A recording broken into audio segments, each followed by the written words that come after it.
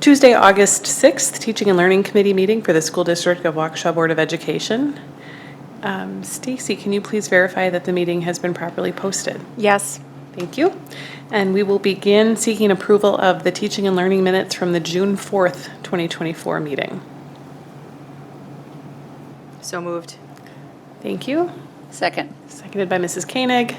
Any questions or comments? All in favor say aye. Aye. Passes 5-0. Thank you. We do have an opportunity for public comment. Did anyone sign up to speak tonight? Okay, thank you. Next item under general business is an update on the Hadfield Achievement Gap Reduction Grant. Mrs. Getterman. I'll kick us off tonight. So thank you so much for being here and allowing us to prepare and share out some of our celebrations that are related to the Achievement Gap Reduction.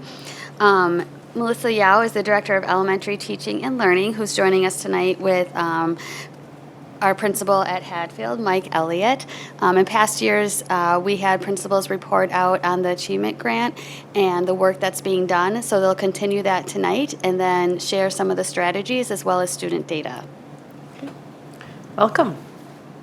Thank you. Yep. Yeah. Okay, All I set. think I learned that after this is my fourth year doing this. So, thank you very much for having Hadfield here tonight.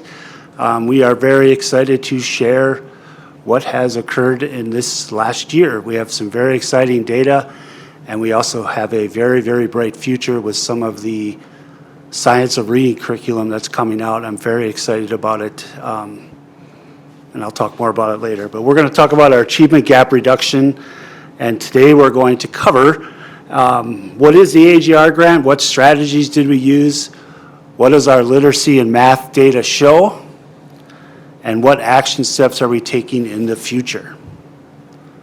Go ahead. Vanna White's working for me here. So what is the AGR grant? It was established in 2015-16. It allows participating schools to implement one of three strategies. You can use individual tutoring, coaching, or smaller classes. It requires board notification twice a year, and that's why we're here. So how does Hadfield use it? We have instructional coaching for literacy and math. We have Mrs. Rice, who's a literacy and intervention teacher and does small group reading as well as coaches teachers. We have Miss Nelson, who is a math interventionist for us, as well as a very strong math coach in our program too. We also have tutoring opportunities for students, which is really like just an extra reading class or an extra math class. It's not like the old school tutoring like you think of. And then we also utilize the grant to create smaller class sizes in kindergarten through third grade, which I'll touch on in a little bit, but it really, really helps our students, especially at Hadfield when you're talking about, like you guys were just talking about in the previous meeting about executive functioning and some of that ability to control emotions. Having a smaller class size really helps, which leads to more learning. Of course, Hadfield, we cannot talk about any data or anything without pointing out our students. So throughout the year, we had some tremendous opportunities for our children. And just a couple pictures that I really want to point out. This picture in particular right here with the choir, we had an end of the year concert that was just our specials teachers. It was unbelievable. Art, music, and Phi had worked together to create this. I mean, it was like a TV show. It was unreal, the kids getting up there and singing and the confidence that it brought for our children. And kids were dancing. I mean, we had fifth graders dancing, fifth grade boys dancing on the stage singing songs. Like, I would have never done that. Another super cool thing that we picked up on this year that other schools were doing was the grad walk.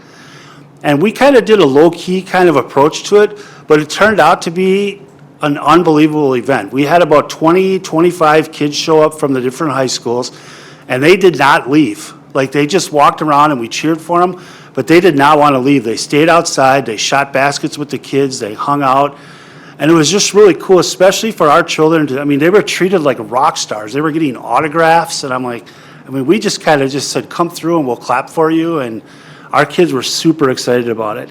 And then down at the bottom left-hand corner there, you see 3 students with someone from the Women's Center. We had a 4th grade class that took on a project of, they spent all year creating hats and like things that dolls can wear. They knitted all of them during their own recess time, or like if they were upset, they'd go and knit. If they were frustrated, they would do it. And then they sold them at this craft fair that we had. And they took all the proceeds from that and donated it to the Women's Center. They walked over, handed, I think it was almost $400 that they handed out. And what just a tremendous, it was just 4th grade kids, and we had the teacher and her mom helped donate the yarn for them. And I mean, you got boys knitting and kids doing projects. It's just cool to see. So those are some of the neat things that happened at Hatfield this year that were really student-driven and by our community. So here's some of the data, the literacy data. One thing I want to point out is our 4K. We don't normally include that in AGR data, but our 4K children left in a tremendous spot to move on into kindergarten. With letter sound, sound identification, they are ready to rock when they move into kindergarten. We had one of our 4K classes had nearly 0% of their kids knowing letters when they came in. The other 4K class was a little bit higher, but when they left, a combined 75% of them were ready to roll.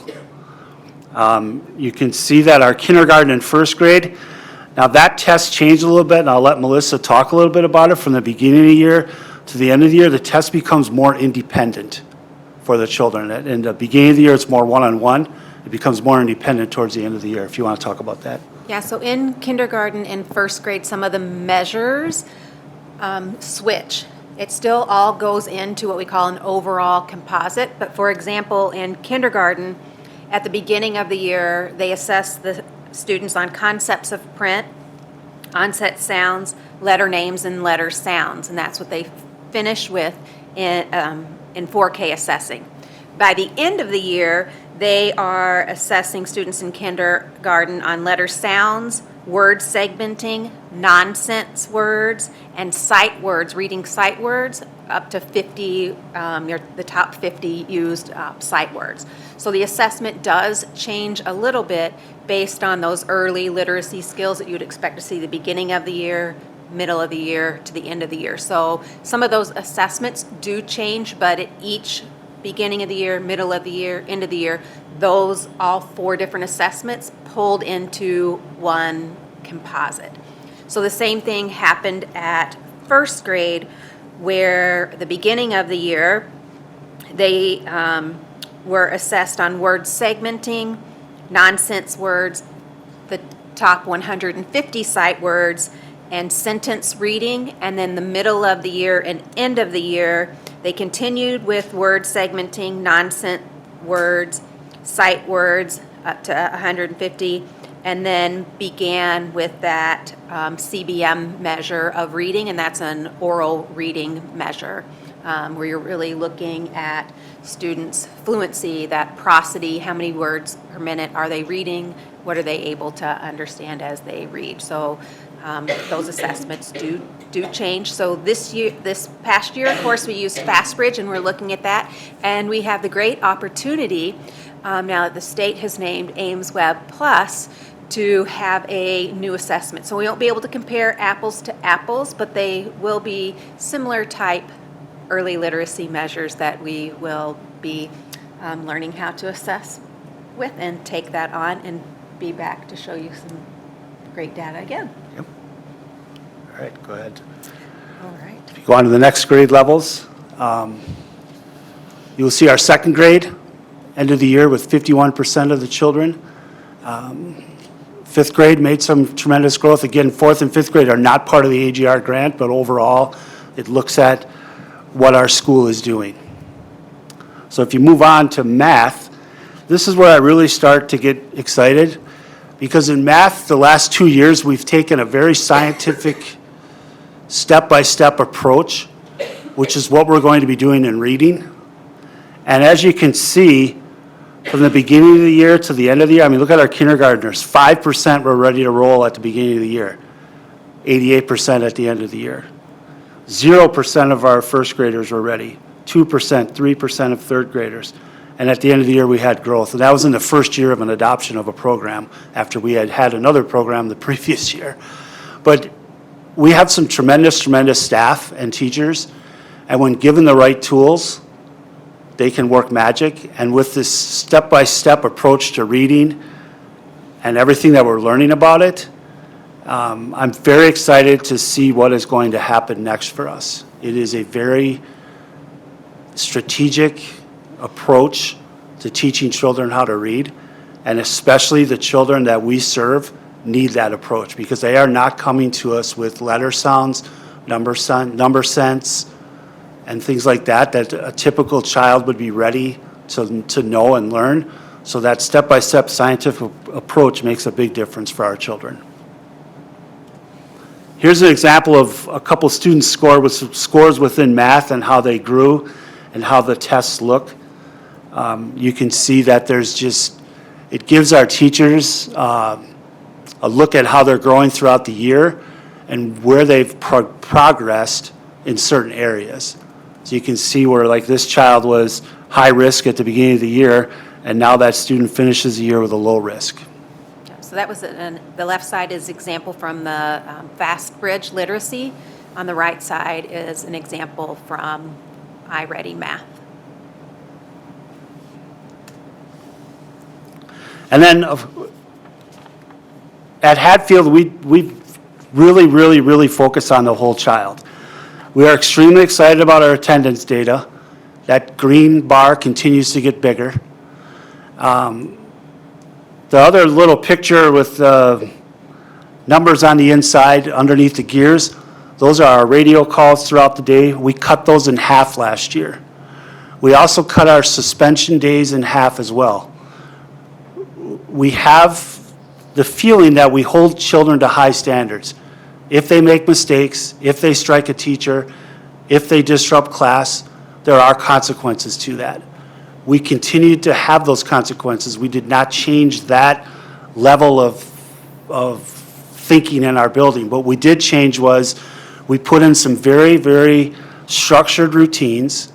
Our teachers worked on making things predictable for children. We work very hard on executive functioning with our students. The way I best can describe it is, think about if you woke up every day and everything you were trying to do was follow in an IKEA direction to put together furniture. And your whole day was this trying to figure out this puzzle of how you're going to put stuff together. That's how many of our children come to school and are functioning throughout a day. And if we can cut down on that, make things predictable, get their working memory working, understanding, like was said before, when I get upset, I don't have to hit somebody. I can go and do this. I don't have to swear and throw a chair in the middle of class. I can go over and I can play with this punch tool, or I can go and talk to somebody else. Those are the strategies that we've been working on, and that's what moved the needle in cutting our suspensions in half. We did not let down on any expectations. Disrupting the classroom and disrupting school is not acceptable in our building. But we were still able to cut down those numbers, and that's a credit to the people that work in our building. So moving on to forward, we're going to continue moving forward with literacy and the district-wide science of reading. I just watched a thing on dyslexia today, an hour and 20-minute course. You watch and you learn how people learn how to read and using brain scans to see what turns on in your brain when you're reading.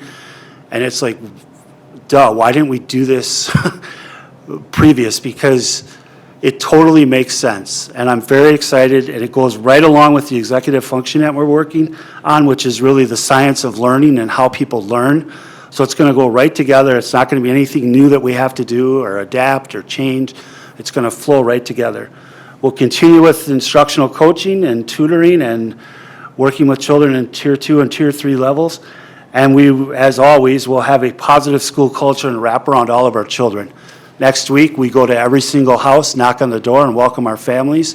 We'll have a team of 25 teachers that'll go out and meet everybody, We'll personally phone call anybody who we don't see or shows up at open house.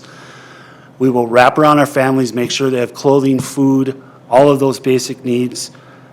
We set up doctor's appointments. We've gone to visits with children. I mean, we will do whatever it takes to nurture our children and provide a positive school culture.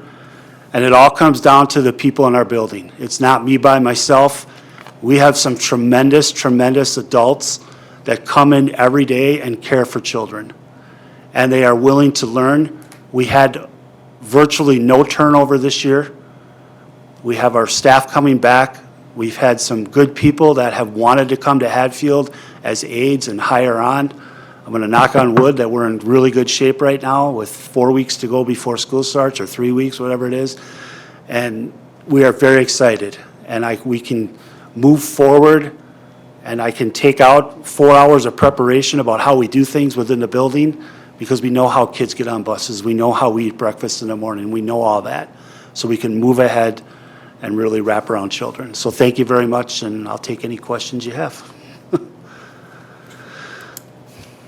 Mr. Brooks? Yeah, thank you for taking the time tonight. I wanted to touch on the behavioral piece, because I think, clearly it's a big focus for you guys in terms of just building those executive functioning skills and the social regulation. And I think a big piece too that kind of ties into that is when kids are doing better academically in the classroom, you're going to see reduced behaviors, because oftentimes kids act out when they're being challenged in class and they're trying to avoid something that's difficult for them. So I think in addition to all the great things that you guys are doing in terms of teaching kids actively those regulation skills, it's also a testament to how much work you're doing to improve the proficiencies in reading and math to help cut down those behaviors, because I think they're very very tightly knit connections. And I will tell you that as our phonics program, which we've had now for 2 years or 3 years, as it's starting to take hold, and our kindergarten, first, second, what you're saying is exactly what's happening. Our children are participating more. They're able to read, and it's almost like a light bulb turns on, second and third grade, and they're able to connect those sounds and that they make sense. And as we've done more and more of that, and now with this new reading program and tying in the writing, and it's just, I am really I don't get excited too much about curriculum stuff. I really do get more excited about the kids and playing outside and recess and that. But this really has me excited, and I know we have great people, and I know they're going to do great things with it. And my job is to support them and then kind of stay out of their way, and then support them and stay out of their way. So that's what I'm looking forward to. Mrs. Kozlowski? Thank you. I look forward to this conversation every year. And it's hard to not listen to you and feel exuberant and excited, and looking at the faith and belief you have in each and every one of those students and holding them to the standards. And then we get to be able to see the metrics and watch what you're doing, and knowing that it's working and that we are bringing them up and giving them the education with all of the tools. I truly love hearing these updates from you, and I just think it's remarkable. I think it's remarkable about what you guys can do. And I think I said this last year, it's a great example for every other school in this, when we know what we can do. And to your point, we know what these kids can do, and they have high standards because we're going to hold them there, because they can achieve big and great things. So this is remarkable. I truly love every year. Thank you. I appreciate it. We do love Hatfield. I love coming to work every day. Mrs. Koenig? I just want to mention too, I think it's phenomenal that you've had little to no turnover, because that's a testament to what's going on there. And, the staff feels connected. They feel it's a special place. And that's reflected in, like you said, the no turnover. That means people are committed to what you're doing there, and they love being a part of it. And you're going to make leaps and bounds this year with everyone coming back on board and just picking up where you left off. I mean, you'll probably even see greater progress this year. That's awesome. Yeah, I cannot say enough good things about not just the people in this picture, but just everybody that comes into our building, I mean, the dedication and the love that they have for kids. And we're at the point now where we can vent and be frustrated behind closed doors when we need to and joke around when we need to and support each other. And there's aides that tell me to back off and go take a break, or I'll tell them to, like, we've gotten to the point where we can have those conversations, and it helps move the needle for children, which is the most important thing. Right. That's called a community. You've created quite a community there. That's fantastic. I'm super proud of that. Thank you. Mr. Zenobia? Thank you. I, like you, would much rather be at recess than discussing curriculum, but, well, no, that's not true. So in trying to, a couple of things you mentioned were kind of caught me that were interesting on the curriculum, and seeing kids being able to, in these early grades start to connect with the science of reading and things. And I don't want to discount at all the cultural issues within the building and everything you've gone through, because that's a huge monumental task, and I think we all really appreciate that. So, but it struck me what you said about now that we have the kids knowing what they're coming into each day and preparing a better learning environment, now they can really dig into this curriculum, and you're starting to see, and it's only been a short period of time, but you're starting to see some of those results. Can you maybe just speak to that a little bit more, or kind of give us an insight as to why you feel that way about this curriculum, as opposed to, because I know you've been through a lot in the last few years, so Yeah. Why is this different? Well, I guess, so a broader perspective, this is my 34th year in education in general. And when I look at what's coming for us and what's coming for children and learning how to read and write and communicate, what I get excited about is the children. Many of our kids spend a lot of time on devices. Many of our children spend a lot of time alone and not communicating with people. So when they come into school, they're able to make those connections of ch makes the ch makes the ch sound, and all of a sudden now they're starting to unlock reading and words, and they get excited about. They start to read to learn instead of learning to read, and I'm starting to see that now with our second and third graders, where like some of our third graders are doing these independent projects where they're researching things that they are interested in, and they are able to access learning and words that, quite honestly, when I first started at Hatfield, they weren't able to do that. We would have had to put it on tape, or we would have had to try to figure out another way to read it. And they're able to access things on their own, and that's where it gets exciting, because now you've unlocked a whole world. Whether they want to be a mechanic or a HVAC person or whatever they want to do, they can now do it. They can go and they can read about how to put together wires for an electrician. That's what gets me excited, because they like being at school, our attendance is up, they want to be there, which is one thing, which is great, but we are not doing them any service if they're not learning. Because ultimately, we need children to be successful in life, because they're going to have to take care of me in a few years, and but no, just even more than that. But like, we just want the kids to be successful, and you can love them to death, but you're not going to love them into success in life unless they can read and do math. And I don't know if that answered your question, but that's kind of what gets me excited, is I start seeing like a little girl who knew 23 out of 26 letters as a first grader, and by the end of the year, she's reading books. And she didn't even know some of her letters. We had a family move in mid-year with several children, and two of the children knew no letters, not even their name. They were in second grade. They didn't know the letters in their name. By the time they left us, they were reading. And you see those things, and you're like, we can control September to June. We can do, that's us. And we're trying to do as much as we can during the summer with play at the park events and getting families together. But when they're there and they want to be there and they're learning, it's what motivates you to come every day.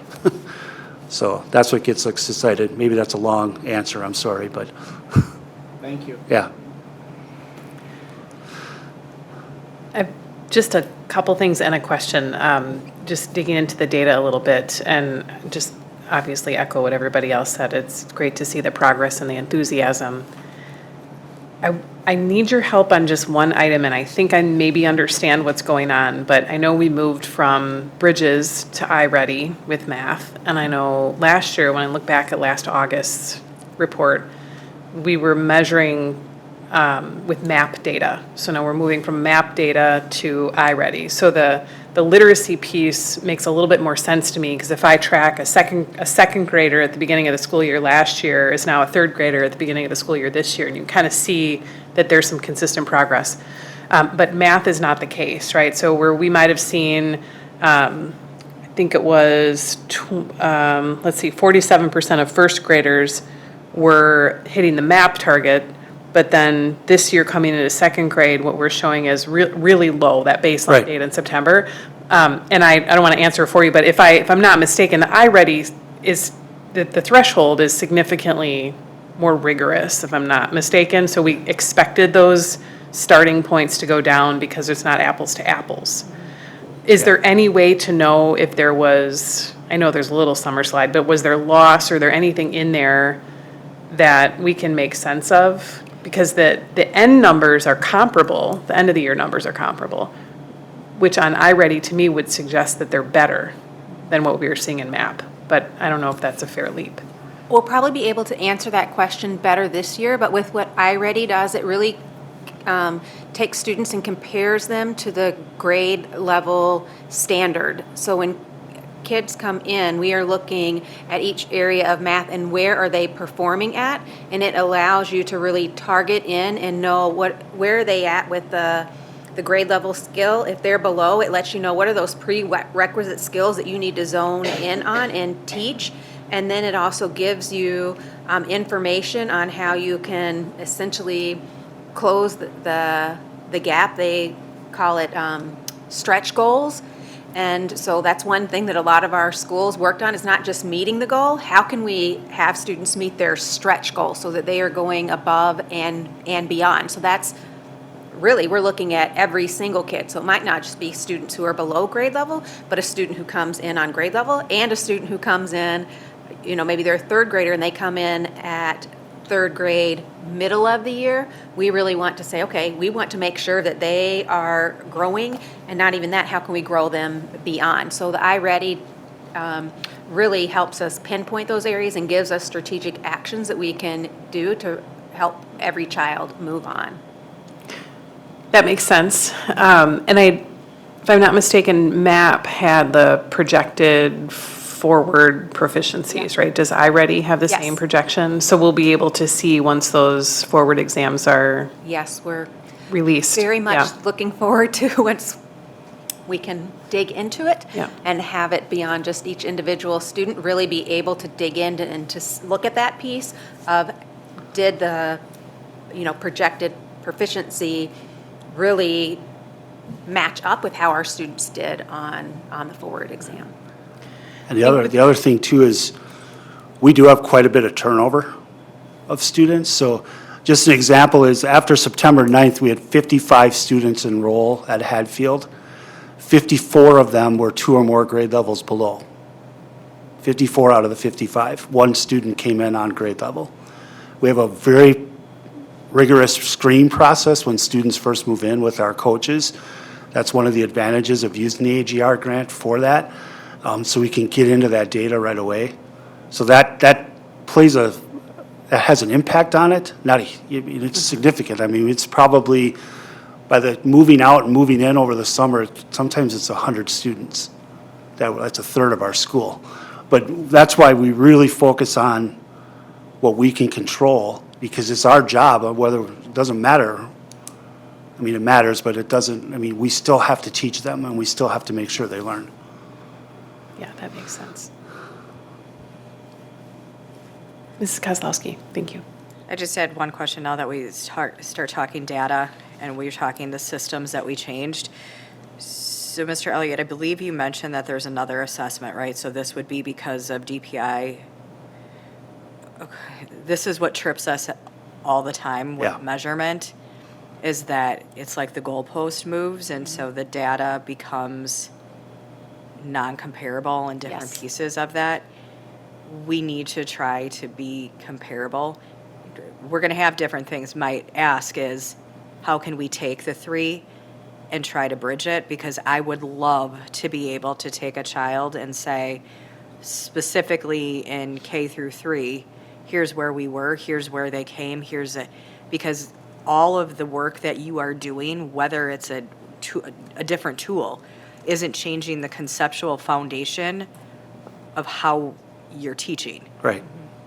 How we're measuring it is the constant evolution, and that is the one part for me, and as well as many on the board, that we have to be able to take data, whether it's from multiple sources, and bridge it. Yep.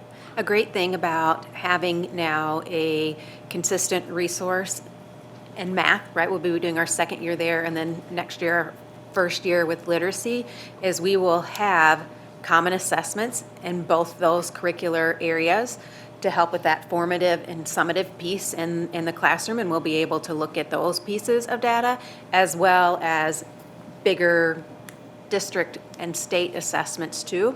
So hopefully the state will keep this new literacy screener, for nothing else, to have that consistency where we can look at kids year to year, because sometimes it is hard to compare a MAP assessment to these more CBM type measures that we're going to. So, And iReady really helped us this year with that, as far as targeting what the kids need and targeting their individual lessons that they could work on their own. It did a really nice job of filling in gaps for children, and it was easy for them to use, yet somewhat entertaining for them, but it wasn't overly gamified. But it was, like, we used to use Dreambox, and I couldn't figure that thing out sometimes because there were so many whiz bangers and things you had to push. This was really targeted, and the kids were engaged in it, and when they're not with a teacher, they're doing something valuable, which is kind of cool. I think iReady is probably the bridge, albeit not the fast bridge. yes. What are we doing for the fall? Because I know it's not necessarily required that we do Ames Web for the fall. It Are we is doing not, it? but we are moving forward with doing Ames Web Plus because we want teachers and students to have that experience before the January requirement when it is higher stakes. Yeah, good. Thank you. Any other questions for Mr. Elliott or Ms. Yao? All right. Thank you. Nice, thank you. Yep, thank you.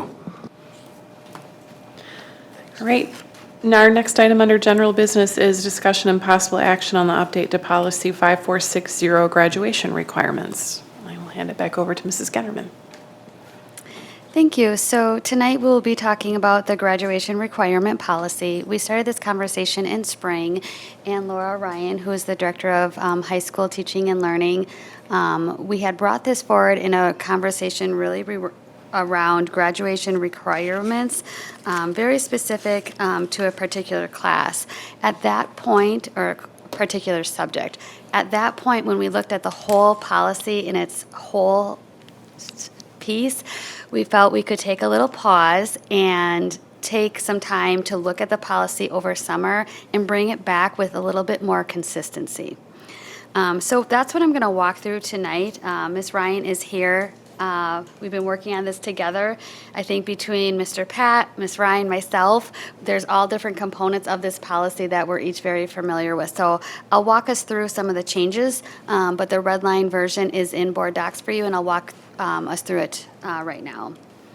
So overall, in the very beginning of the policy, what we moved to is having a chart that also has some information about each subject. So previously, under English, there was no other additional information. That was noted in a note section after the chart that was shown. And so if you scroll down, this is what it previously looked like. And so now what we've done is we've taken those notes about each subject area requirements and incorporated them into the chart so that as a reader, all the information is in one place rather than referring to a note later on.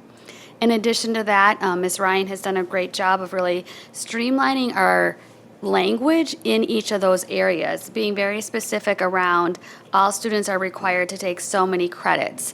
And so those are some of the changes that we made here, and you'll see them on the chart in green that we're bringing forward tonight. So in the area of English, you will see that all students are required to take 4 credits of English, and it includes specific credits of English 9, English 10, English 11, and then 1 credit of English 12. And then you can see on the right, there's the chart that has the required credits prior to the class of 28, and then for the class of 28 and beyond. When we came forward in spring, one of the changes that we brought forward was that personal finance change. And you'll see that is one of the differences in that on the right side of that chart with the requirements beyond class of 2028.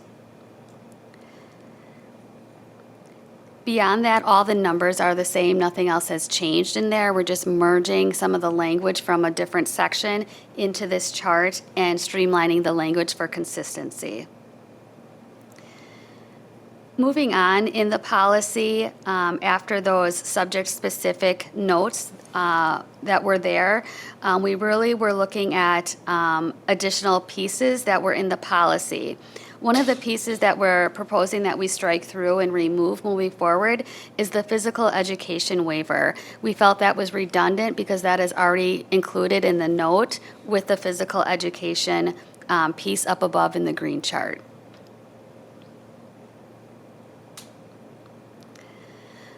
Moving on, there's some more edits that we're proposing. One of the pieces being in the middle school classes. And really, we just didn't want to repeat things that were already shared previously as far as when credit is given and not given into the when a class is taken at the middle school. Under the graduation activities and ceremony, there was an acronym, ISO, as part of this language that, quite honestly, we had to have a conversation today about what does that stand for? And knowing that education has so many acronyms, we felt it was best to spell it out. And so here we're just detailing that sometimes as students are taking summer school after their senior year and they're still working on their graduation requirements, sometimes students are taking an independent study option that is more specific to specific credits or that they need to earn prior to graduation. So we just wanted to spell that out there. And then moving on, the rest of it is the same. We aren't proposing any other revisions in regards to the policy reporting, the diplomas, and then exchange students. So overall, again, we just tried to bring a little bit more consistency to the policy and tighten it up as far as a reader, bringing once others look at it.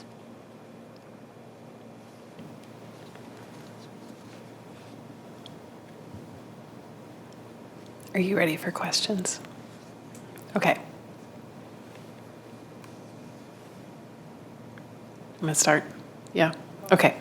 I'm going to start with the physical education one, work backwards. So I know we used to list out the sports, and I understand we're not anymore because we're saying it's a WIAA recognized sport. Are there any WIAA recognized sports that don't meet the Phi-Ed exemption under statute? I don't believe so. Okay. Not that I'm aware of. Okay. And then what does other school-sponsored activity mean? It says WIAA recognized sport or other school-sponsored activity. My guess would be that could refer to something that perhaps was a club before it was WIA recognized, maybe a sport that started as a club before it's WIA recognized, or a course for students with IEPs, a club, an activity, I mean, not a course. Who makes that call? Principal, I believe, or athletic director. Yeah, the best example I can use might be downhill skiing, snowboarding. That would be an activity that would meet the requirement. It's affiliated. How do we know that? What is the criteria that determines that? I feel like that language is going to cause all kinds of ambiguity. I think we're already doing that, right? Yeah, that language was already in. It was in. Oh, yeah. But, because I remember talking about that, but it's not actually in. It's in the chart now, in the green chart, under It's in the physical strikeout? education, it's still there. It's in the strikeout under E, the second paragraph.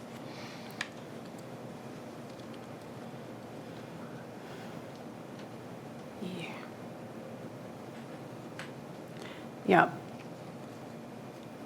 I remember talking about that. So not having that level of detail, does that cause ambiguity? And is that intentional or unintentional? Like, I just think we have to be consistent from school to school. We have to be in line with the statute, and we have to be really clear with students about what does or doesn't count. The other piece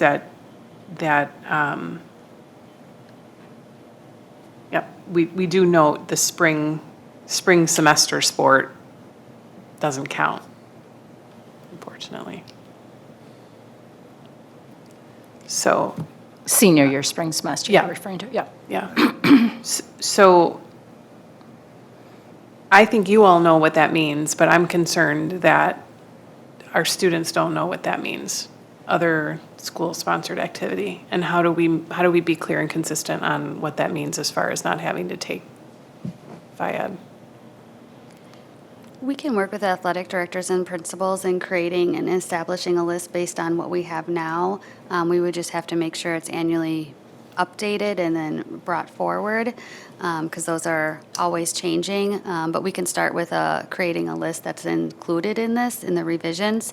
Last year, as far as consistency, even around this, I did attend some of the athletic director meetings that we have, and all of them are working towards more consistency around whether it's this or other pieces. And so we had talked about other situations in the past. So we would just bring it and talk to that group, as well as adding some additional lists here of what those activities are.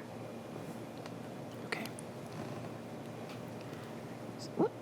So to me, that means that there's going to be an official document somewhere that every high school student is seeing the same eligibility. What we would do is really put it on a list and reference it here, or put the list right in the policy. Okay. I think if we put it on additional document and reference it here, that would probably be most helpful for changes as the year goes on of clubs and activities. But we can do that and do that together as an athletic and high school principal team. Mm-hmm. I'm just reviewing to see if I think that language is in the statute. I'm trying to find the statute. I would appreciate you guys looking at that as an administrative team, and I think it makes sense maybe to have that be something that the athletic directors maintain along with Blair administration. I also think there are certain clubs that exist in some schools and not in others, so those are things just to keep in mind, that there's clear set of expectations for everybody. The other one that I just wanted to make sure I'm reading correctly was the English. I don't see a reference, and perhaps that's handled elsewhere in our AP guidelines, but do we need to be more specific that English 11 and English 12 can be fulfilled through AP Comp or AP Lit?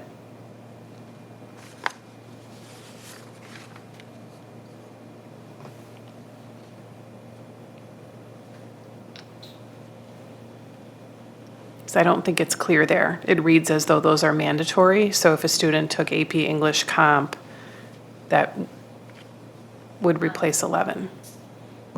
Yeah, as I read through this, I think that would be pretty easy to add, English 11/AP Lang. I think what held me back from doing that is, although that is the most common course sequence, it wouldn't necessarily have to be.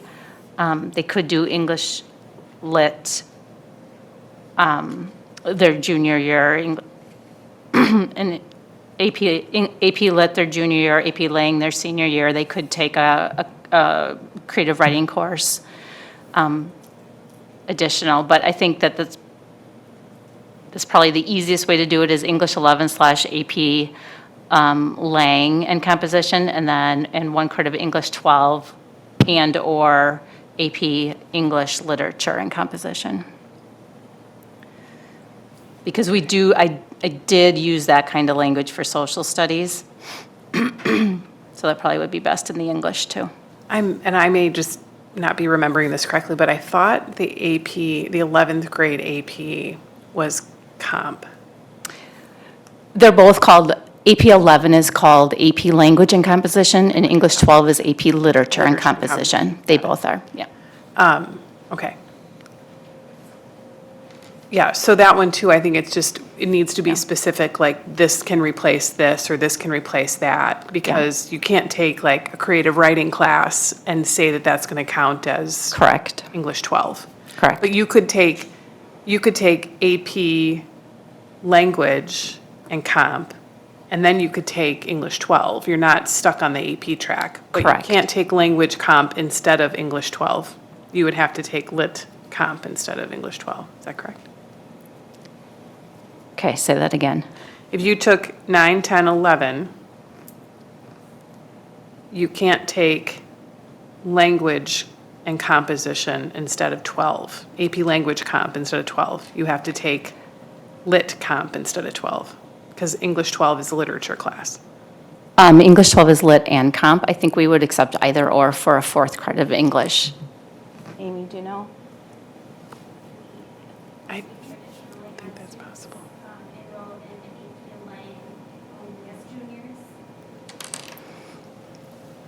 So I think that's another one. We just need to be really clear on what counts for 11 and 12.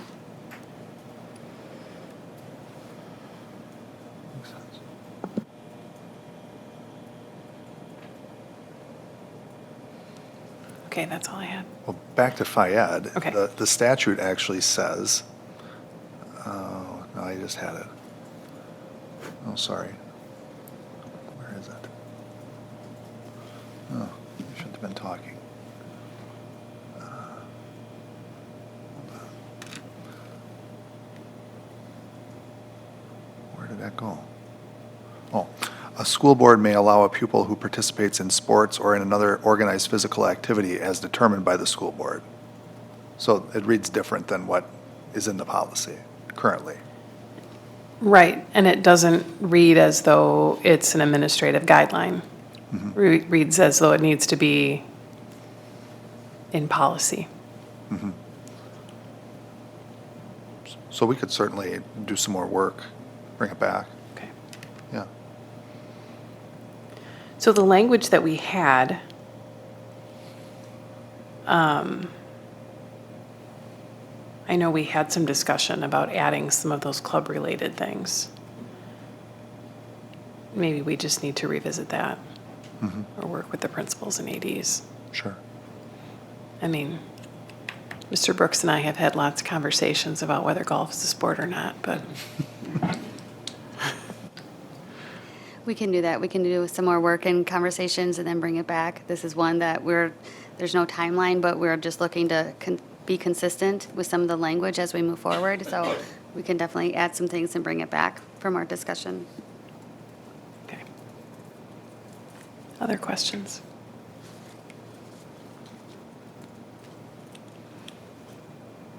I just happen to be hot off the presses with graduation requirements, so I'm all fresh on those. Anybody else? Are we in any kind of time sensitivity to get this through? Okay. No, the biggest piece was already completed in June, where the actual numbers. So now it's really about the language. Okay. Well, thank you very much for all the work that you guys put into this. It's a huge improvement, and I like having the content just embedded in the table. Very helpful. Yeah, and I think embedding it and then trying to just make it consistent language, so each one before, like math read different from science, which read different from social studies, so we just tried to, consistency. Yeah, it's good. Very good. All right, thank you. Okay, we're moving into content areas, and we are gonna actually move right into AP Literature curriculum for an update on the textbook adoption process. Yeah. So welcome back to Laura Ryan. Welcome back, Laura. Joining her is Amy Unti-Rental, who will provide an update on our curriculum resources and where we are as far as review and textbook adoption.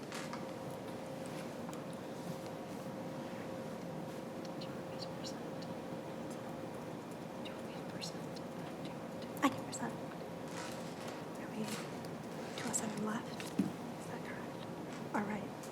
In the boardroom, I should say. The boardroom, this one? Yep. Okay, thank you.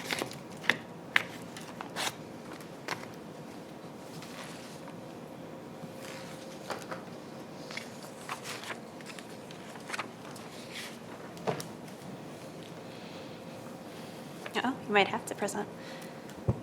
Maybe. All right, there we are. So thank you for taking some time to have us this evening. We're going to talk a little bit about the AP Literature and Composition, or AP 12 course, and some of the curricular review that a team of teachers have undergone. Included in that is information regarding the review of 2 possible textbooks and the team's recommendation of those. So a little bit of a historical timeline here. What you'll see is that the AP Literature and Composition, or AP 12 course, has been using and is currently using the 10th edition of the Perrines textbook, which was published in 2008. Since that time, and in the last several years, all of the literature courses, both middle school and high school, including the other AP course, AP Language and Composition, AP 11, have undergone curricular review and new textbook adoption or curriculum adoption.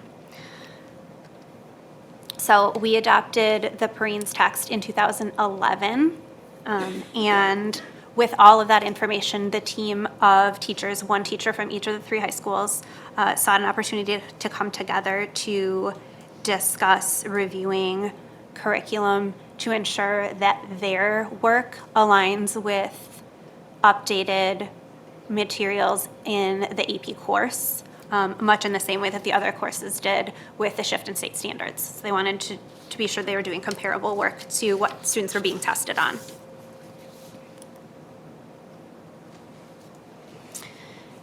So part of that process is reviewing learning targets, ensuring that those rubrics and standards were aligned to learning targets, and then doing a comparative analysis of 2 potential textbooks. That process involved looking at the College Board website to identify what they call the spiraling big ideas, and to also make sure that the test itself and the breakdown of the different types of writing and assessment are matched in the instruction and in the materials of the textbooks. So those teachers engaged in that comparative analysis. These are the 2 textbooks that they reviewed. One that is new to the course and one that is the more updated version of the textbook that they'd been working with, the 13th edition as compared to the 10th, that one that was published in 2008. Their review yielded some of the following results. Their first step was that they wanted to focus specifically on reading, writing, and communication. So there's a 4th learning target that is media literacy that did not match any of those big spiraling ideas. So with those new 3 learning targets as their focal point, they reviewed the content of each of those textbooks. And ultimately, they arrived at the decision that they would like to pursue exploring and recommend the Perrines textbook. It is content that they are relatively familiar with because it's the same publisher. However, it's been updated and it follows the scope and sequence of the AP test itself. So the weight of each of the units on the exam is measured by the amount and depth of content in those areas. You'll see that percentage breakdown up on the screen. The alignment to the test, the alignment to skills, and the different text types were all of the reasons why they believe that this would be in the best interest of all students. From that point, they spent some time reviewing the AP College Board website and the units of study that are in that specific course, AP Literature and Composition. And they built the start of a UBD syllabus based on the units that you see up on the screen there. They also started to develop some embedded common practices, which you see at the bottom of the chart, and that their work will continue to focus around, specifically the idea of literary analysis, and ensuring that there is one common literary analysis essay per unit in each of their classes. They also are working to explore some different types of literature, be that independent reading or a list of recommended texts that teachers can draw from so that all students would be pulling from the same pool of resources that match the textbook recommendation and the resources that we currently have adapted and approved, those different whole class texts. So next steps in their process would be to complete stage 3 of the learning plan, further developing common assessments around the common skills that the AP College Board identifies, building those common reading lists so that any teacher could go to it, see what texts are approved, and make informed decisions based on that for each of the units of study, and then planning for instruction in the block as well. So as they come together throughout the year, those will be the pieces that they will attend to. Okay. So in closing, speaking on behalf of the team, they're very eager to continue this exploration. They're very excited to have an updated current resource that matches with the tests that they're ultimately preparing students for in the spring.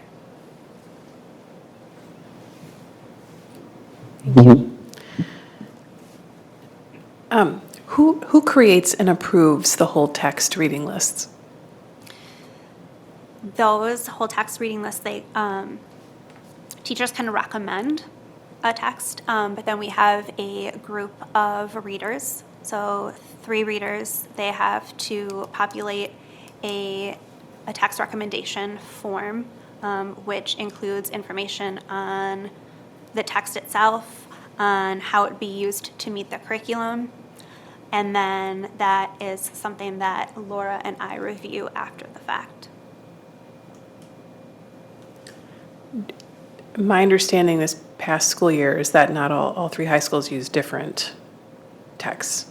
That is correct. Would that be? They use different novels. Different novels, yeah. Yeah, not the text. And would that still be the case? Who decides what a class is going to read? The recommendation, the goal would be to, per unit, and you may notice that the units, like Unit 1 and Unit 4 are both short fiction. So ultimately it would be 3 separate units, a short fiction, a poetry, and a longer fiction or drama unit. There would be a recommended reading list. All of those texts would be vetted, and then a teacher could make a determination based on student need and interest from that list, but they could not deviate from that list.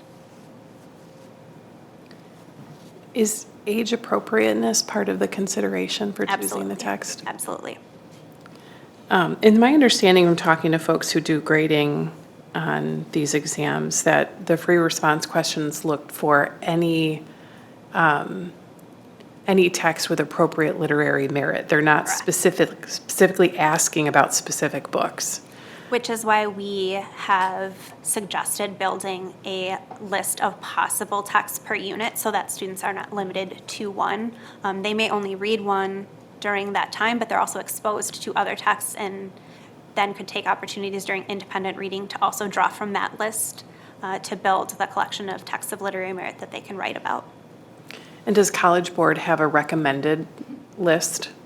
College Board has a recommended list. There's a recommended list per unit within the textbook as well. Okay. I think that College Board's going away from a recommended list. They used to have a yearly recommended list, and it's not as easy to find anymore. So we are not expecting them to have a list anymore? Or we would, Did we find? we would this not in this year? refer to that list? You can find old lists from the College Board, but what any of the textbooks, both of the textbooks we looked at that are aligned with the newly constructed or rewritten course have within them a very extensive list of texts. And so part of the work is going through those lists to look at content, age appropriateness, true literary merit.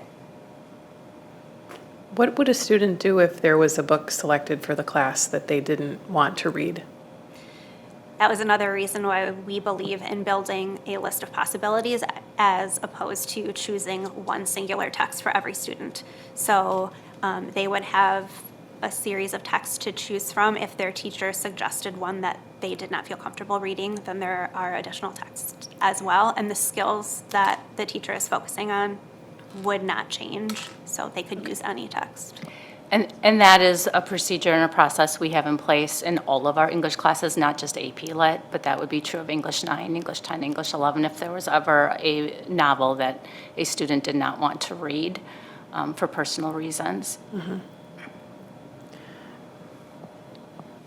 Thank you.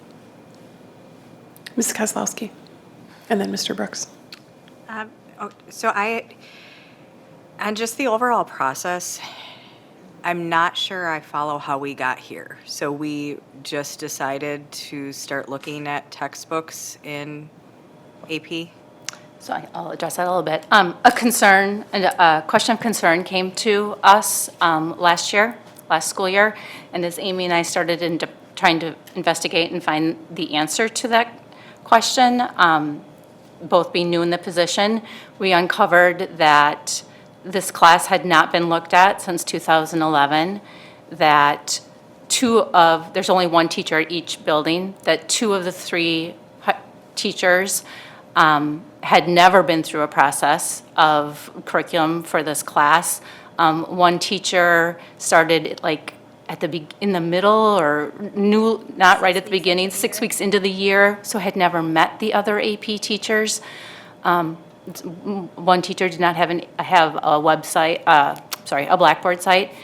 So we uncovered a lot of inconsistencies across the 3 high schools around this class. And so that is why we began the process. And then we discovered the book was adopted in 2011.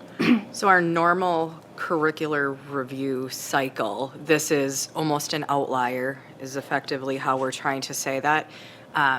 So a couple just dynamics of from board involvement, I would like access to these books. So if we're going to be looking at them, and then obviously the syllabus, the recommended book lists, all of that should be presented to us with this before we start talking about it and getting that landscape and the listing. And interestingly, then my last kind of question, just based on your thing, is one of the bullet points on the next steps talked about develop common assessments around common goals. And that stood out to me a little bit in regards to that much of the curricular items that we are doing are actually interfacing with assessments and having the guides and the tools. I take a look at a lot of the ELA stuff that we've pushed through in the high school and just standard English, that they've got the clicks and the pushes that connect right through the iPad with assessments. I get concerned when we start self-curating because that's the goal that we're not supposed to be doing. We're trying to get away from. So that just kind of struck me as it sounds like we're doing a lot of curating we picked a book the board hasn't seen any of the materials or the agenda or the syllabus or the recommended piece and how this is hitting with the standards, and then getting away from self-curating. And now whether this is just something because it's an AP and we have a couple classes on that, I don't know. But I think those raise just a couple of flags for me, right? The idea is to find curriculum that is advancing this, that is not continuing to enable self-curation. I do love the fact that of the collaboration, because that's the other piece, is everybody should be in sync, teaching the same things, in the same books, in the same fashion. And one of the things that I love about some of the curriculum that we have done at the high school levels is the fact that the teachers, when they talk to each other, they're within a week of each other on instruction, on the lessons that are on the iPads and sharing. And that part is, it's really good, because then we know that consistency is across the entire district, which is where we're trying to get to. And I'm not necessarily sensing that. And I'm not saying I'm right or wrong. I'm just trying to take the information that you've given it and digest it a little bit as to where are we, how did we get here, and what are the next steps, really, so that it's beneficial for staff and student. I definitely have a personal copy of the book that you can take a look at. And as far as you should have access to, I can get you access to if you don't have it, the start of the course syllabus, UPD, that was definitely what we did during our time together. As far as the way that it has worked with both middle school and high school and those curricular resources, they don't exist in the same way for the AP course. So really what we can go to and what we did go to was the College Board website. And so anything that we're drawing in terms of a common assessment is going to be what those teachers can access through the College Board website, or an agreed upon version of that. Sometimes there are test bank questions for multiple choice questions, and sometimes it'll say practice a DBQ or an FRQ. And so the teaching team will need to work together to say, what is that prompt that we want all students to practice? And because we haven't had any kind of professional learning community or curricular review for the AP 12 course, we're in a place where they're desperately seeking that. So I think those pieces will be addressed. We just haven't had the structure in place yet to address them. Yeah, and I think what you referred to, how we use, let's say, Study Sync to, so everyone gets like the same quiz or the same essay, that is what they use College Board for. So there's not a need for an AP because College Board does give those to teachers and has that. So then they're using that in the same way that we would use Study Sync. Got it. Thank you. So I'm about 12 years removed from being in AP literature. It was one of my favorite classes, but I was trying to, like, as we were talking through the curriculum update, I was trying to kind of rack my brain about my experience in that class 12 years ago. And in my experience, we relied heavily on the actual novels or whatever text we were reading. I don't even know how much we really utilize the textbooks. So I guess what's the material that's in the textbook, and how is it used in conjunction with the source material text? Is it just kind of explaining literary devices that are commonly found in poetry and in drama and things like that, that then kind of informs how they read a play? Or are there novels or short stories or whatever in the textbook as well that they're also drawing from? I just want to kind of, on a week-by-week basis, get an idea of how the textbooks are going to be utilized in the class in conjunction with the other things that they might be reading. I would say that the teachers would probably tell you that they launch from the textbook and they utilize that to inform students around the different literary devices and the different structures of writing and of literary analysis that they'll need to use depending on those texts. And then the students are going to extend that learning to the novels that they are reading, those whole class reads.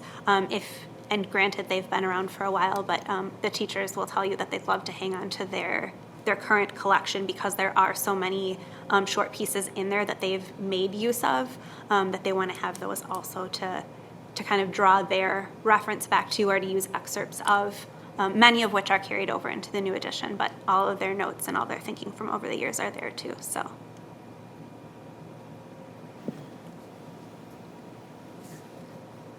Anything else? So what is the plan for this school year and the timeline of the text, proposed text change? So I will be meeting with the team of teachers hopefully on a monthly basis to continue this process. We're also meeting once more this summer to continue looking at the resource and looking at building those common experiences. So we'll work on building those. We'll work on then moving from those common assessments to what are some additional common practices that we would use to support all of those different assessments. Again, to keep some continuity between each of the buildings so that we don't find ourselves in a place where we don't know what's happening or very different pathways are being followed. Okay. So this being the first time that we're in front of you, we just wanted to start to provide this information. And one of the things that Amy said is there just hadn't been an opportunity for these teachers to get to work together and collaborate. And this year there's going to be, and Amy's leading that, so we're very excited about that. Because we're not doing a pilot of the textbooks, they know what text they want, they're familiar with the text. Whenever we go to action, we are in a place that we could order those texts now. They have the old ones to continue to use until that time. At least in the past, we would get a few extra copies, so we had a chance to look through things before we approved them. So if there's only one floating around, is there a way that we could maybe move it around between committee members or? Absolutely. Yeah, and we can reach out and see if we can get more. Yeah. Okay. Thank you. Anything else? Okay. All right, well, thank you. Thank you.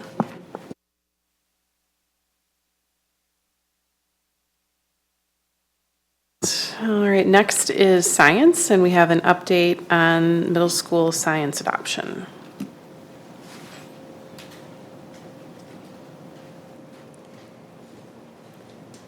As our team changes here, we have some new different people up for this one for the middle school science adoption. So Dia Garcia is here with Erica Yaus, who have already been here talking about just the path that they've been on and the work that they've been doing with the science. Good evening, and Erica really needs no introduction. She's an absolute master in the area of science and environmental education. We are here tonight to give an update on the curriculum design process for middle school science. The last adoption was made in 2016, and the completion of that curriculum design process ended in the development of common assessment in 2019. And we are now at the end, the last year of the iQuest adoption, and we've simply gone through the process of assessing whether or not there is a need to consider additional resources, and Erica will present tonight that process and where we are at and how we will move forward in the 24-25 school year. Right. Thank you for having me. So just a little bit of background information about middle school science. So we will be going through this process with Butler, Horning, and Les Paul middle schools. Saratoga STEM uses a different resource for their school. We see about 1,900 students annually for this, so it's a lot of students that we'll be looking for this adoption for. Obviously, the required courses for middle school completion. All students take 6th grade science and 7th grade science, and then there's the option for some students to accelerate by taking an honors biology class in 8th grade, so they can take more classes in their high school career. So as Dee mentioned, we currently have iQuest as our curricular resource. We adopted this initially in 2016 after a year of going through a curricular revision where they had no resource. We were lucky enough to be kind of the first curricular area to get a common resource, which was really wonderful, especially as we had staff changes and student changes in school switches. It helped keep something consistent for our students and our teachers. They've had consistent learning targets and rubrics as well as common assessments for the last 5 years. As we were coming up on the last year of our purchase for this program, we started last year with kind of going through that process of what is best practice, what do we need to be doing in the world of science. It's been a little bit since we've looked at it, and we engaged in some book studies and some data delves, and kind of made the decision of it, let's look and see what else is out there. We like what we have, but let's see. Things have changed since the last time we were looking. So we spent all of spring looking at all of the different resources that are out there. We'll kind of talk about that. And then into the summer of figuring out what of those resources do we really want to look at. The things that we learned from our research and our data delve is that we need to make sure that all resources are three-dimensional, meaning they're not just assessing content. You know, we all memorize that mitochondria is the powerhouse of the cell, but what does that mean? It has to be done within context of the skills. We wanted to make sure that it comes in Spanish language, not only because of our dual program, but because we have students who are coming as newcomers. We want to make sure that we're supporting them as best as we can. We want to encourage that they have grade level literacy. We want to make sure that students are reading science text. That's a really important factor, and that they follow the 5E model, which is the current best practice for science education. After looking through all of the resources that existed and figuring out, okay, of the hundreds that are there, which ones had those key factors, we went through by using what's called the EQUIP rubric. It is a rubric that the National Science Foundation put out, and they're the same people who wrote the standards, so it matches the standards, and that the DPI also puts this out as a recommended resource for reviewing the resources. We had 9 teachers, 3 from each grade level across the three different schools, as well as representatives from special education and the dual language. And we also had some of our middle school coaches join that team as well. And after going through that whole process, we decided the 3 that we felt were really still strong and met those needs were the iQuest, which is what we're currently using, as well as Bring Science Alive through TCI and Science Dimensions through HMH. Part of that process was looking and seeing what everyone else around us is kind of using.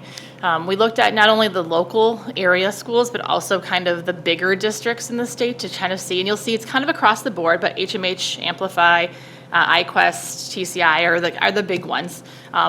As similar to the high school when we went through this, many school districts are still doing the self-curated in science, especially at the middle school level. Teachers are trying to scramble and find it. So the ones that had resources, these are the ones that we kind of saw. Our goal would be to pilot the resources. Obviously, we don't need to pilot iQuest as we're currently using it. This fall, the idea being we'd start with Bring Science Alive through the TCI in the earlier parts of the school year, and then go into Science Dimensions through HMH in November and December. This was a similar process we followed last year with high school science. And it was actually quite nice to start the year off in the pilots because it was already new, and the teachers felt that the students just jumped right into it. They weren't like, what are we doing now? Why are we starting something new? It was just kind of old hat, and the students were ready for it. Again, that same 9-teacher team is going to be doing that piloting, but we will encourage all teachers to use that resource because they're in a PLC. We don't want them to feel like they have to do something separate than what their teammates are doing. Again, we'll be bringing in those dual language and special education co-teachers and support staff to have access to those resources so we can get everyone's feedback around them. So that's our goal. Any questions about our process or what we're going through? I have maybe a strange question, or maybe my memory is failing me, but I'm looking back at May of 2022. We approved as a board adopting iQuest for Butler, Horning, and Les Paul. Yes. So we approved it for 3 years. We weren't at the point where we could do a full curricular revision, so we felt that it was best to just continue what we were doing until there was the time to do an actual curriculum design process. So it kept us going 3 more years beyond. Okay. And I might have misunderstood then you saying that the content is self-curated. Other districts in the area, sorry, not us. So we've had this since 2016. We had it for 6 years, and then we had another approval for 3 years after that. So when I look at the documents, the rationale for adoption and what we approved, it was 6-year digital access. Oh, that was what expired at the end of Correct. 21, 22. So we renewed for 3? 3 more years. We didn't want to rush through just to do it since we were up for renewal with the program. Okay, so I heard that our concern was that we had self-curated content, but we don't.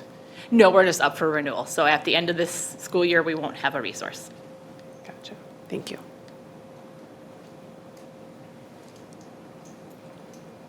Any other questions? Okay. Did you have more for us, or you were taking a pause to Nope, get our that's questions? it. That was just, Okay. we're looking at these resources, and if, Is there, in terms of the hands-on experience with the students, is there an initial interest in doing something different? Because when we approved iQuest, it was perceived to be all that. it was split. When we did Okay. the process, there's about half the teachers wanted to look at something else, and about half of them felt really good about it. We talked with the admin, and they felt it'd be best to look into other resources and just see what else is out there. Okay. Mr. Zenobia? We did approve, I don't know if it was last year, I want to say it was, but TCI and social studies. Have you had any experience with using that?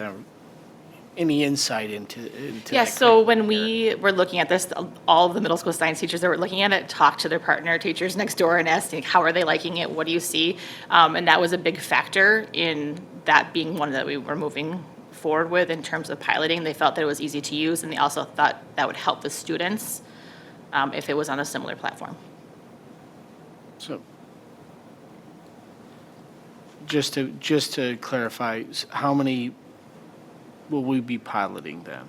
We're piloting 2, but we also are still keeping iQuest, our current resource, in consideration. Okay. All right, thank you.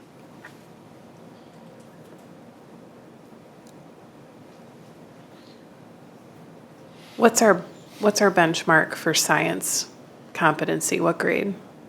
8th. 8th. And how are we doing? We were actually steadily increasing over the years. COVID took a hit for that, and it's been starting to build itself back up. But there was those weird years of rough, but we're getting back.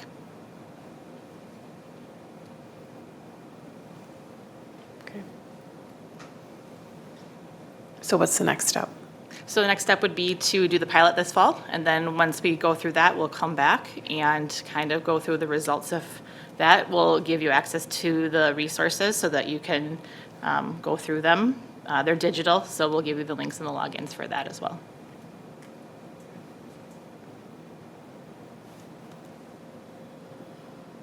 I have another follow-up question.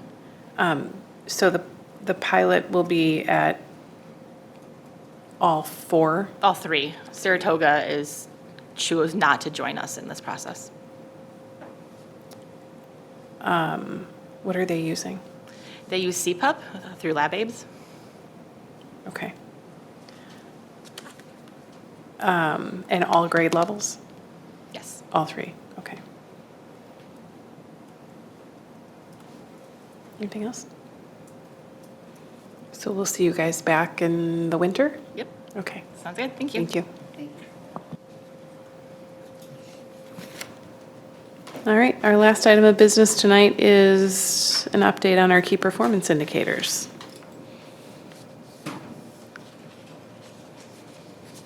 Mrs. Getterman? Hi, well, this portion will talk about our key performance indicators. Each of you have a handout, and this is also available on our website, the key performance indicators that have previously been approved by the school board. For each, I'm going to take a pause and get my computer up, just one sec.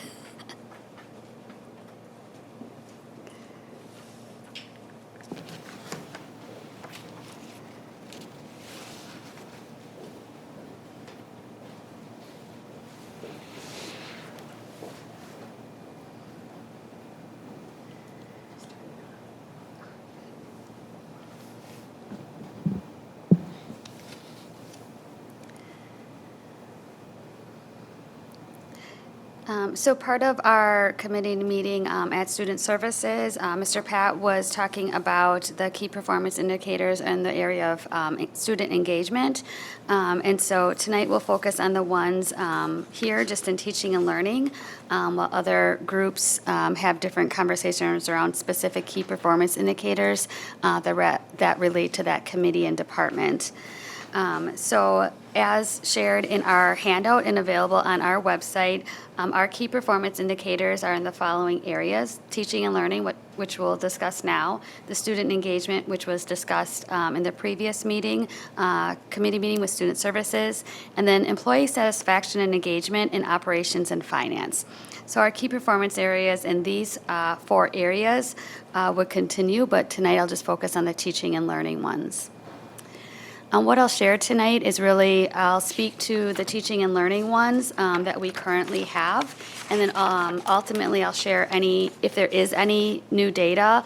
In many of these, we don't have any new data from previous years. And then what I'll do is share a recommendation as we move forward relating to key performance indicators throughout our system in the area of teaching and learning. So for our first set of goals, we have 2 that are focused currently on the DPI report card that is provided once a year.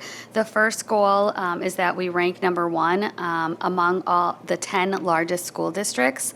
On our website, we have tracked that over time, and we are 3rd in that. We've moved between 2nd and 3rd the last couple of years, but the 3 years of data is on our website. The other goal that is in the air that does touch on our school report card is focused on 100% of our schools falling in the category of meets expectation. So these are 2 of our teaching and learning KPIs that focus on our report card data. And at this point, there's no new data. We would have new data probably come November after state assessments are released. There's a cumulative GPA KPI that focuses on the goal being 80% of our students will have a cumulative GPA of 2.8 or higher when they graduate. Most recently, our class of 2023, their results, we had 57% of students across all schools had a cumulative GPA of 2.8 or higher. We've tracked this over time as far as cohorts. What we're seeing with this is that, as you know, the cumulative is cumulative, and it's very hard to adjust as more years go by.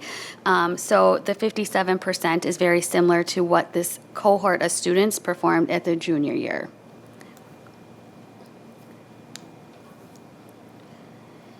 We have a goal that's focused on the ACT composite. Again, this is the state assessment that's provided and given to all juniors across the state. And the goal had been, currently is that our ACT average composite is 1 point above the state average. So in the past, what we've done is shared that average composite, but also looking at the results a little bit differently, looking at the percentage of students who meet college and career readiness benchmarks in multiple areas, particularly reading, math, science, and reading, math, science. There's one more. English, thanks. And so just sharing that out. As of right now, we don't have any new data. So this is really the same data that is available on our website. Again, once we have more recent results that we can share, we would then update this. But this is one of the KPIs that we have for teaching and learning. The next 2 chunks of the next 2 goals that we have as far as a KPI really focus on our state assessment, which is the Wisconsin Forward exam. We have multiple goals here, and the first is around our 3rd grade ELA. The second is around our performance of our students in ELA for grades 3 through 8, as it's measured on that assessment, and the performance of our students in grades 3 through 8 as it's measured on the Wisconsin Forward exam in the area of math. Now, at this time, we don't have any new data to share. But speaking to earlier conversations, either in this meeting or in the student services meeting, sometimes the data is a moving target and it's apples and oranges. Unfortunately, when we are able to share more results about the Wisconsin Forward, we've already been informed that the language proficiency bands are changing. The advanced will still stay advanced, but the levels as far as our terminology will be adjusted. In addition to that, the performance expectations of scale scores that correlate with those performance levels will also be adjusted, which is unfortunate and challenging as we try to have a KPI that is targeted and we can look at progress over time, so that as we talk about recommendations moving forward, that would be something that we can talk a little bit more about, but I just wanted to share that information now. In the area of teaching and learning, we have one other key performance indicator, and that is around our English proficiency or bilingualism measured on the access test. And for this assessment, we're really looking at student growth over time, and how when they come in as an EL student, the amount of time that it takes for them to progress or meet proficiency in 2 languages and how they're showing that on the access test. And so for this, we will have new data once the state assessment is released. So this is not new data, but our KPI really is against the state performance. And typically, you can see here in this chart where we're performing, and then we have our district goal, but we also look at our state performance for this. But this one is an area that we don't have any new data to share tonight, but I wanted to highlight that that is one of the KPIs in the area of teaching and learning. In my mistake, I had the new data, but it is not released yet, so my apologies for that. Based on these KPIs in the area of the school report card, the GPA, the state assessment for ACT, the state assessment for Wisconsin Forward, as well as the English proficiency, I'm bringing forward some recommendations to talk about how we move forward with teaching and learning key performance indicators. If the goal is to really finite some specific goals per level and really look at these, some of these are things that we would like to continue to track more as a district or even department, those being the school report card. So my recommendation would be that we continue to monitor our district performance in these areas with the school report card, but not that we necessarily have to keep it as a KPI. Of course, we can have conversation, but it would be something we're continuing to monitor and that we use at the district and school level to analyze our continuous improvement process and what are our next steps. Go ahead. I'm going to concur on the school report card, and I just want to point out one thing just because I have been very, very critical of the state report cards and the moving target, and they change the benchmark every year or every 2 years. And for example, MPS this last school year received a meets expectation on their school report card. I just like to call that out. So if I'm going to be compared to that, they also have a 27.8% achievement. I think that when we have talked about these KPIs about achievement and how this district is doing, we outshine in so many areas. I think that we just have a much better opportunity to talk about how are we doing in relation to the rest of the districts or the state in a far different way. So I would be very interested in trying to rehash how that looks. But obviously, if we have a large district that we know is failing and DPI gives them a meets expectation, I have a very hard time understanding what am I comparing us to and how are we doing. And I think obviously Waukesha has so much value and so much more strength that much better areas to talk about. I'm sure I overspoke that, but I don't even think it should be a discussion, to be honest. Mr. Brooks?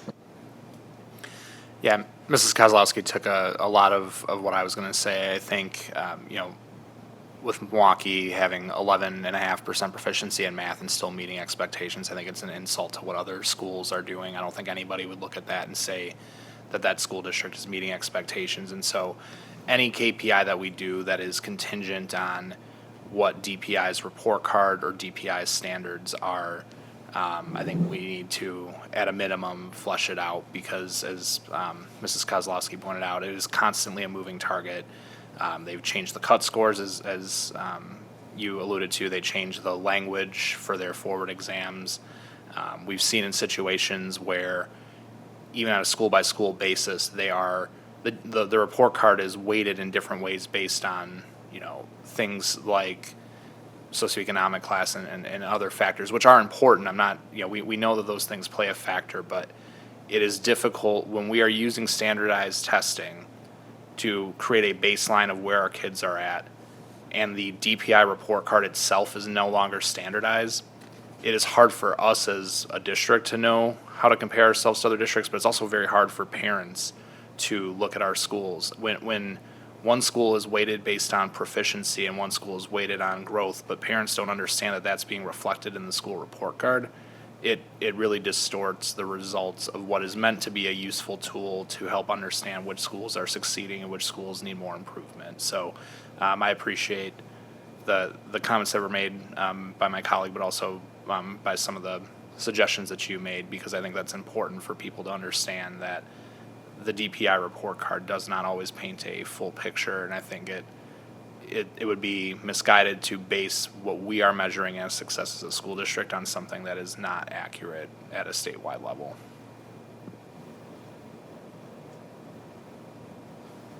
Mr. Zenobia? Well, I feel the need to chime in then. So I think I kind of take with a grain of salt everything that we get from DPI, because I think the way that the information is reported out, overall things are, I would say, obfuscated for political reasons. And I think it does a disservice to every district, including Milwaukee, because it's very hard to know with all the good data they collect, and we can go there and look at all of this treasure trove of information that they provide, which is great, but that's used to, put a special grade on every district for special reasons. And so I think maybe we should disengage as much as we can our own KPIs and maybe internalize those more so that we can measure things better. So it's easy to look at other districts from where we sit and say, hey, this verbiage that is used is not necessarily accurate. But again, it's very tough to look at all this from the top down of an organization that has a political bias, just like any political organization. So as unfortunate as that is, I just want to throw that in there. So thank you. Okay, I'm gonna take a big step back and just add a little bit of philosophical context to this. So when we started down the path of KPIs a few years ago, and I think Mr. Como was appropriately motivated for us to have some metrics that we could measure improvement. I think what happened is we tried to create metrics. We weren't thinking KPIs, and there's a difference, right? So KPIs should be a few things that really tell us that the strategic direction is going where we want it to go. So I appreciated the student services conversation about attendance, because that's something that we can measure, and we know that it's meaningful, and it has a downstream effect on a lot of other department level metrics and student level metrics. So unfortunately, whether we agree with the rubric and the structure of the DPI report card or not, that is a public metric that we need to own, right? And so whether we understand the yardstick or not, we do need to we need to look at how we're doing relative to our own internal numbers, right? That doesn't necessarily mean anything to us as a KPI, but it is a metric that we're going to have to answer to whether we like the system or not. So I think it's something that, in my opinion, doesn't belong in our list of KPIs, because that measurement's going to happen whether we like it and whether we can move it or not. So I think what's important is that we have key performance indicators that can inform department level metrics that then our administration can take and run with at the department level, that our principals can translate into meaningful metrics at the school level, and then that can also kind of flow down into individual student growth, right? So I think we need to have KPIs that have external relevance, meaning we can't just make up numbers that we like inside the district because we understand them. They have to have external relevance, because when we talk about how we're moving on those numbers, it has to be meaningful. But we have to have some internal control over them. So if they're not things that we can change, or if we don't control the system, that the black box that gives out the answer, then we don't know how to move those. So I think a lot of the things that we've done on curriculum, the things we've done on culture and, policy and practice and all that, that's the collective partnership between the board and the administration, and we can start to see how that internal activity is going to have an external improvement.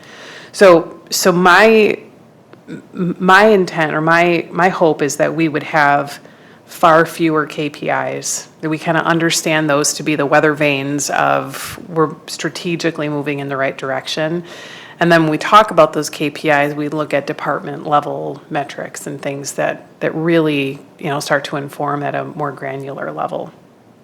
And some of those external things like forward exam scores and DPI report cards, that's going to forever be the thing that people are going to look at when they're comparing this school to that school. And we don't get to write the footnotes on those reports. So we have to make sure that we have some meaningful KPIs that we can kind of translate that. So I think what you've proposed, Jen, I think we've had some good dialogue about that, is there are some really key academic developmental milestones that we know matter, right? We know that reading proficiency at 3rd grade matters. We know that mathematics proficiency at 8th grade matters. We know that, all juniors in the state of Wisconsin are taking the ACT. And so that we at least have some systems in place that we can say, these are things that we can affect, but that we also can compare ourselves, relatively speaking. So from a teaching and learning perspective, I think those are the things, right? We're here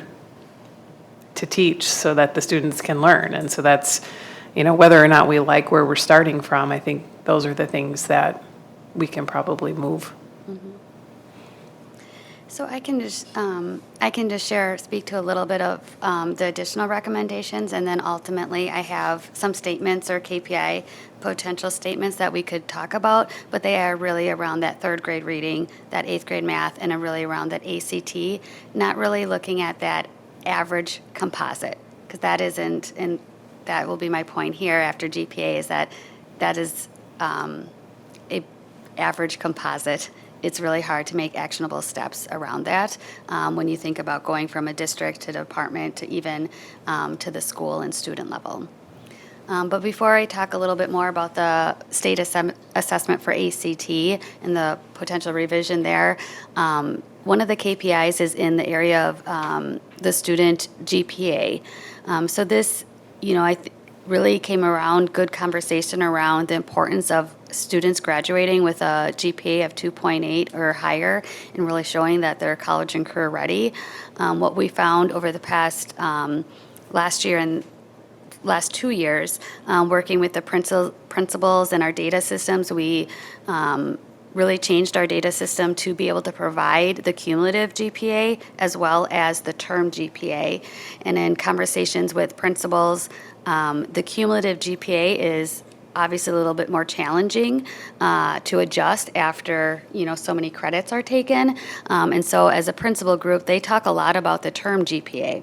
And so this is where, Mr. Pack can speak to some of his experience as the high school principal around this KPI, but more important, like, what I'm thinking about with this one is that this may be just more a discussion with the principals and how they're looking at continuous improvement with each of their departments and teachers, rather than a key performance indicator, bigger picture for the whole district.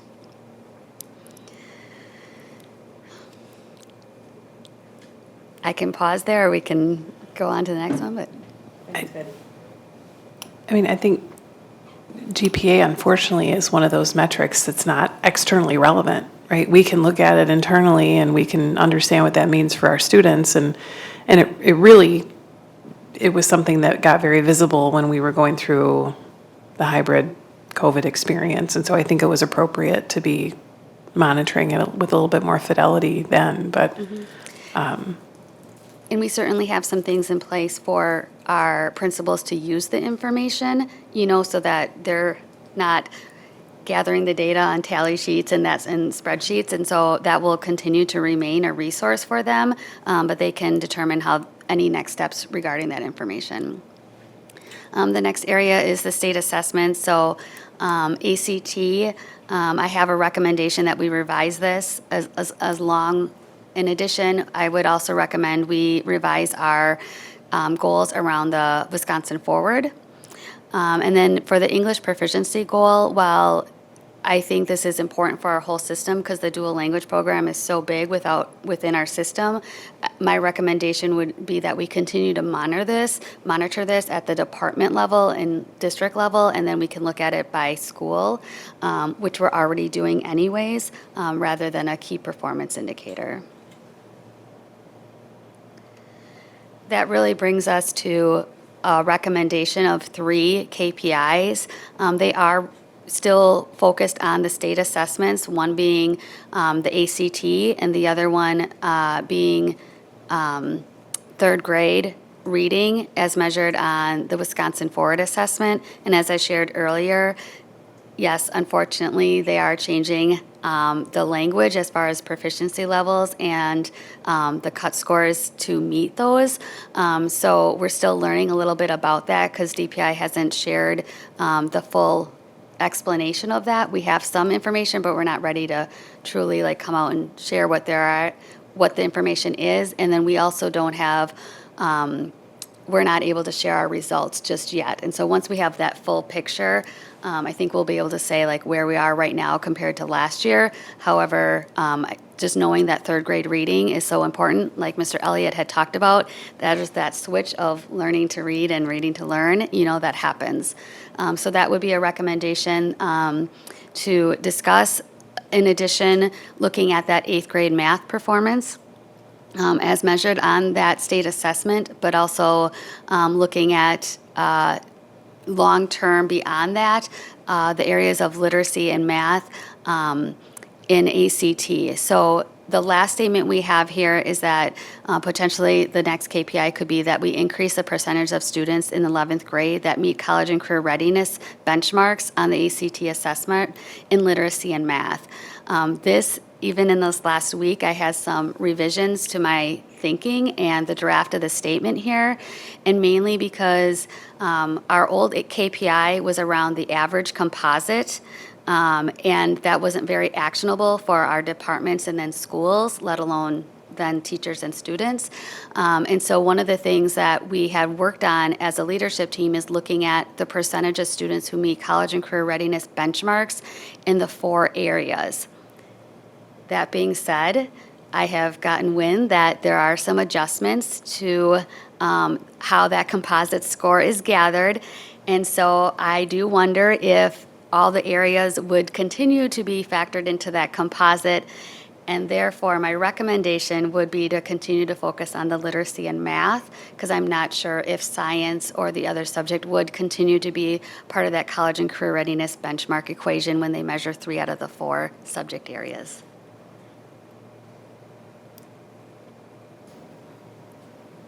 Carrie? I think those are really good. And I should have just let you get through all of that. It was a great presentation and it was great metrics. My question for you though is how do you measure increase? And these are still what you're thinking and are going to rework?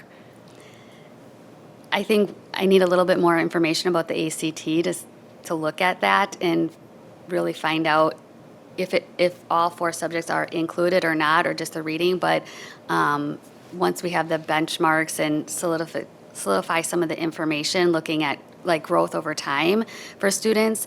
The other piece with the junior ACT test that is given, in recent years, we changed the testing in 9th and 10th grade spring from Aspire to the ACT Secure. And so we will now have that we can help to predict. In addition, this is all really good. We're doing good things, but these are changes that we just experienced. Because of some of those shifts in the state assessments, our assessment and high school assessment coordinators met, and we had previously been looking at our MAP results, and we give that for 10th graders. Well, we can actually purchase the pre-ACT that can be given in fall.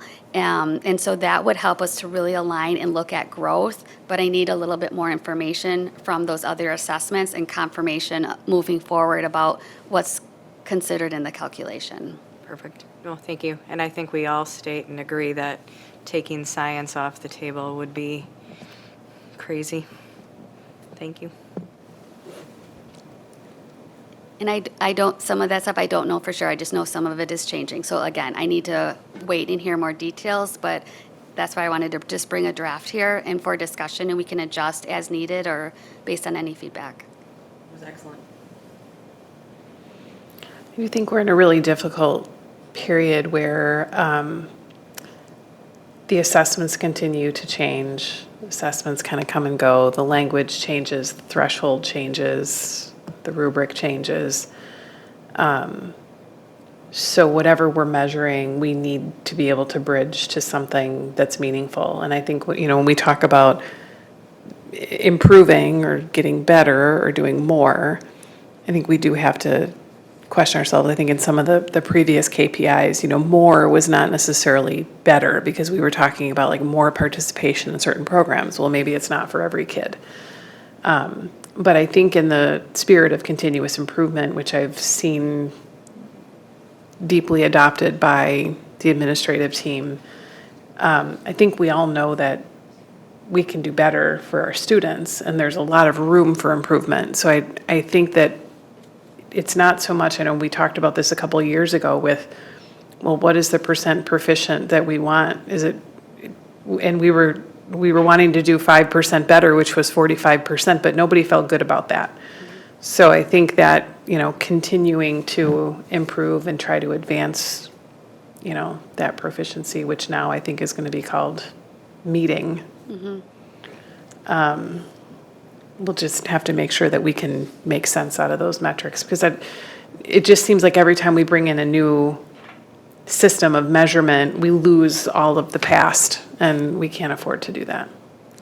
Yeah, and I appreciate just you pointing out the idea of the efforts on continuous improvement, that even if we got to 55 or this percentage of students that are meeting or advanced as we move forward, our job is not done.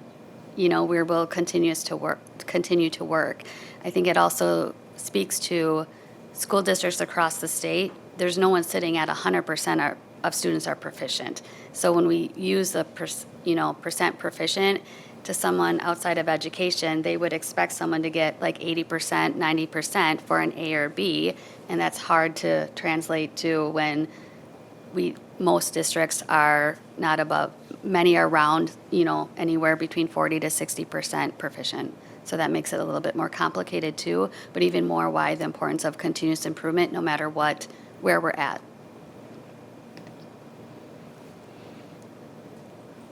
So our goal with all of the KPIs, I think, would be able to be in agreement on something come September, right? Feel like we're close. Anything that you guys feel like is missing that's a critical indicator? Okay. I'm open to conversation. If you leave here and you think, oh my gosh, we need something around this, just really call and reach out, and we'll just continue to work through the process and bring these back. Maybe by then I'll have a little bit more information about the assessments as well, and that will provide some clarity. Okay. Last chance. All right. Finally, are there any recommendations for future meetings? Okay. Seeing none, our next meeting will be here on September 4th, so, correct? 3rd, Tuesday, September 3rd, and school will be underway that day. First day. First day. All right, that'll be a fun one.